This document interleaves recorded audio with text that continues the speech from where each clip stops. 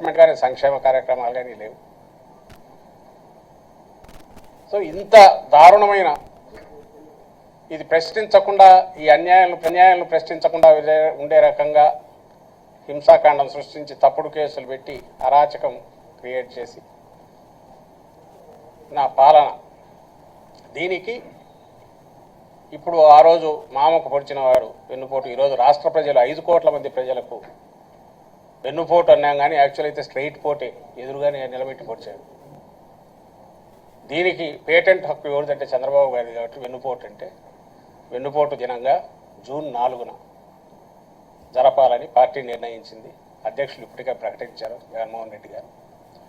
ఇది నియోజకవర్గ స్థాయిలో ర్యాలీల రూపంలో ప్రదర్శనగా వెళ్ళి అక్కడ ఉన్న ప్రభుత్వ ప్రతినిధులు ఎవరైతే ఉన్నారో అధికారులుగా నియోజకవర్గ స్థాయిలో ఎంఆర్ఓ కానీ ఆర్డీఓ కానీ జిల్లా కలెక్టర్లు కానీ శాంతియుతంగా ర్యాలీ జరిపి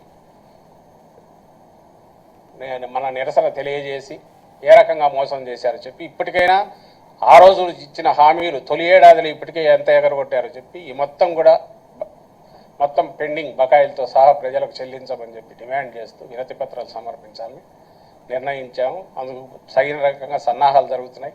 అందులో భాగంగానే ఈరోజు ఇక్కడ పోస్టర్ రిలీజ్ చేశాం.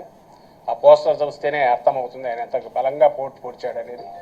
ఇది నెక్స్ట్ రేపు జిల్లాల స్థాయిలోను తర్వాత కాన్స్టిట్యున్సీ స్థాయిలో కూడా పోస్టర్ రిలీజ్ కార్యక్రమం జరుగుతుంది.